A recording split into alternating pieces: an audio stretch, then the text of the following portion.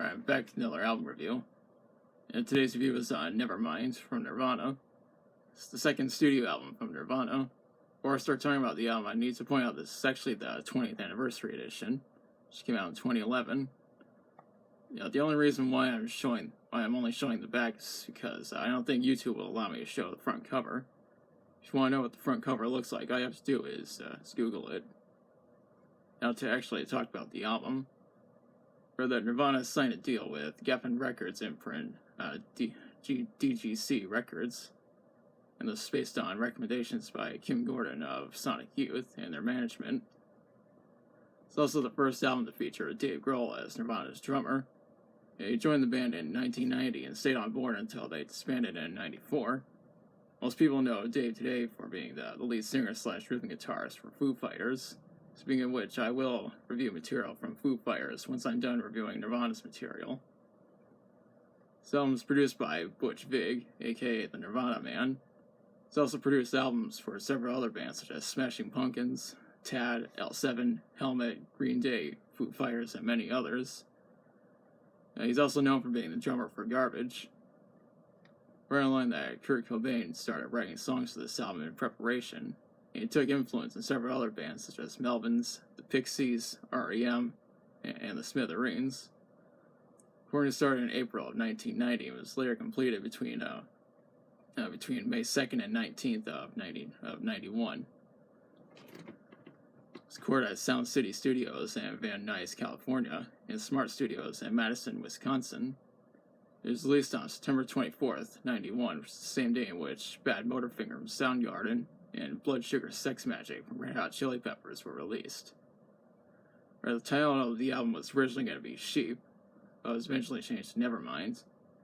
I'd also like to point out that the baby on the cover is Spencer Eldon, who was only 4 months old when he was photographed. Geffen were concerned about the cover and proposed an alternate cover, but this never happened. The album was released as is. And now to talk about the songs.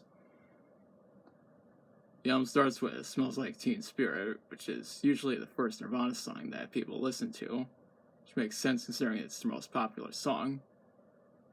The song serves as the album's lead single and was released on September 10th of 91, which was exactly 2 weeks before the album. Now the song was met with high praise and won 2 MTV VMA awards. It was even called, quote, an anthem for apathetic kids of Generation X. And Kurt actually wrote the song after taking a lot of influence from the Pixies. Now, the song received a music video that was directed by Samuel Bayer. The video even features an appearance from Burton C. Bell, who is best known for being the lead singer of Fear Factory. The video was also featured on Beavis and Butthead, and Beavis and Butthead really liked it. And I'm going to post a link to the video in the description. One thing I need to mention is that the video reached 1 billion views in December of 2019, and this is over a year after the video for Linkin Park did the same. And I also need to mention that Weird Al Yankovic also did a parody called Smells Like Nirvana. Now I'll post a link to that in the description as well. Now the next song is In Bloom, which was released as a single on November 30th, 92. And I read that the song addresses people from outside the underground music community who had no understanding of the band's message. The song received a music video in 92 that was directed by Kevin Kerslake. The video is in black and white, and I'll post a link to that in the description. After that is Come As You Are. The song was later released as a single on March 2nd of 92. So later become one of Nirvana's most popular songs. The song ended up getting a music video that was once again directed by Kevin Kerslake. And I'll post a link to that in the description. I'd also like to mention that in 2005, a sign in Kurt Cobain's hometown of Aberdeen, Washington was put up as a tribute that was paid for and created by the Kurt Cobain Memorial Committee. Now, the next song is called Breed, and for some reason the original title was called Imodium after a type of medicine. When I was doing my research, I read that the song is about teenage apathy and fear within the middle class in America. It's followed up by Lithium, which would later get released as a single on July 13th, 92. read that Kurt Cobain wrote the song about a guy who turns to religion despite thoughts of suicide. It's also the second most popular Nirvana song. It also received a music video that is once again directed by Kevin Kerslake, and I'll post a link to that in the description. After that is Polly, though the original title was Hitchhiker and later Cracker. The song is fully acoustic and has Chad Channing on cymbals, though he's uncredited.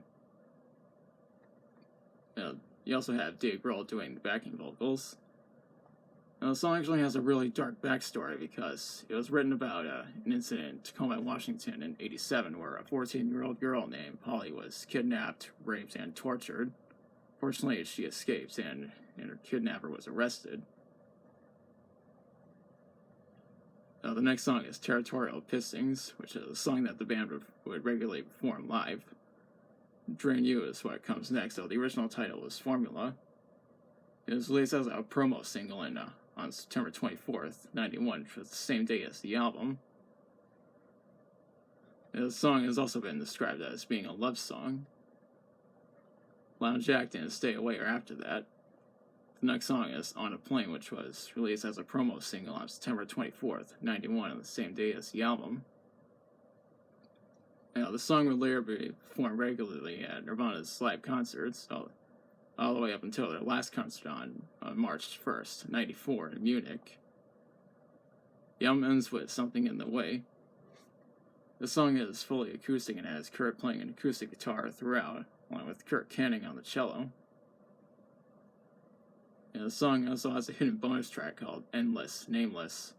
And since this is the 20th anniversary edition of the album, it's a 2-disc set with bonus tracks. There's In His Youth, there's Even in His Youth, Aneurysm, Curmudgeon, and D7, along with live versions of Been a Sun, School, Drain You, Sliver, and Polly. Disc 2 contains the Smart Studios versions of In Bloom, Imodium, Lithium, Polly, Pay to Play, which later became Stay Away, Here She Comes Now, Dive, and Sappy. These versions all have Chad Channing on drums. Now, the next set of songs are the boombox rehearsal versions of Smells Like Teen Spirit, Verse, Chorus, Verse, Territorial Pissings, Lounge Act, Come As You Are, Old Age, Something in the Way, and On a Plane. And those are followed by the BBC Studios versions of Drain You and Something in the Way. From what I read is that the album received nearly perfect reviews from critics, and understandably so. The album also peaked at number 1 on the Billboard 200, and later go up to sell over 30 million copies worldwide, which resulted in it being certified diamond by the Recording Industry Association of America. The album is also responsible for making grunge become mainstream in the early 90s. Overall, I really enjoyed this album, and it's arguably considered to be one of the most iconic albums of all time, and I highly recommend it.